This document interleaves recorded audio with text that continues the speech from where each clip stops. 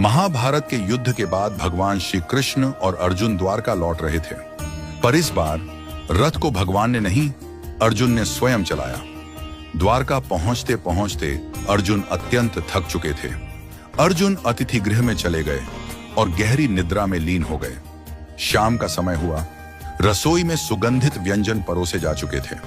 रुक्मिणी जी ने प्रेम पूर्वक भगवान को भोजन परोसना प्रारंभ किया और कहा, प्रभु भोजन आरंभ कीजिए।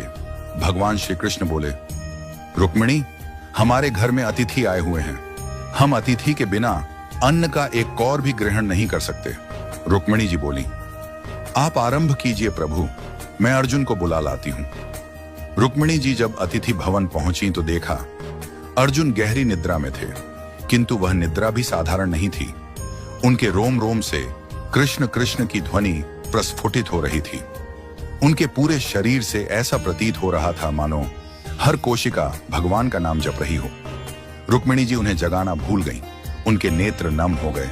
वह वहीं खड़ी हो गईं और मंद मंद स्वर में ताली बजाने लगी, जैसे किसी हरि कथा में प्रेम से भीगी भक्तिन हो। उधर भगवान श्री कृष्ण ने नारद जी से कहा, नारद देखो तो सही, भोग ठंडा हो रहा है, कोई अर्जुन को बुलाकर लाए भी या नहीं। नारद जी तुरंत वीणा लेकर अतिथि भवन पहुंचे। उन्होंने वहां का दृश्य देखा तो स्तब्ध रह गए।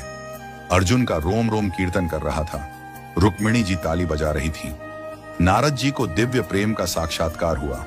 वे भी अर्जुन को जगाना भूल गए और वहीं बैठकर अपनी वीणा पर गोविंद गोविंद का मधुर कीर्तन करने लगे। अब उधर सत्यभामा जी ने प्रभु से कहा, प्रभु भोग ठंडा हो रहा है, आप तो भोजन प्रारंभ करिए। भगवान बोले, हम अतिथि के बिना अन्न ग्रहण नहीं करते, अब तुम ही जाकर देखो क्या हो रहा है। सत्यभामा जी वहां पहुंची और वहां का दृश्य देखकर मोहित हो गईं। एक ओर अर्जुन का निष्कलंक भक्ति रस, दूसरी ओर रुक्मिणी जी की तालियां, तीसरी ओर नारद की वीणा, तो सत्यभामा जी भी नृत्य करने लगी। उनका मन उस भाव में इतना डूब गया कि वह भी अर्जुन को जगाना भूल गई। उधर भगवान बोले, सब कहते हैं भोग ठंडा हो रहा है, पर कोई हमें बुलाने वाला नहीं। लगता है मुझे स्वयं चलकर देखना पड़ेगा कि वहां ऐसा क्या हो रहा है जिसमें सब हमें ही भूल गए हैं। भगवान श्री कृष्ण वहां पहुंचे और जो दृश्य देखा वह अद्भुत था। भगवान के नेत्र सजल हो गए, प्रेम के अश्रु उनके नेत्रों से बहने लगे।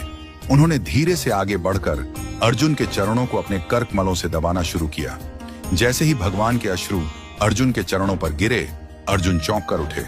वो बोले, प्रभु यह आप क्या कर रहे हैं? आप मेरे चरण दबा रहे हैं। भगवान ने मुस्कुराकर कहा, अर्जुन तुमने मुझे अपने रोम रोम में बसा लिया है, तुम्हारा हर कण मेरा नाम जपता है। जो मुझे इतना प्रेम करता है वह मेरे लिए सबसे प्रिय होता है। जो भक्ति न दिखावे की हो न प्रयत्न की, जो भक्ति स्वाभाविक हो, जो भक्ति सांसों में बसी हो, जो प्रेम निराकार न होकर सजीव हो, वही प्रेम प्रभु को बांधता है।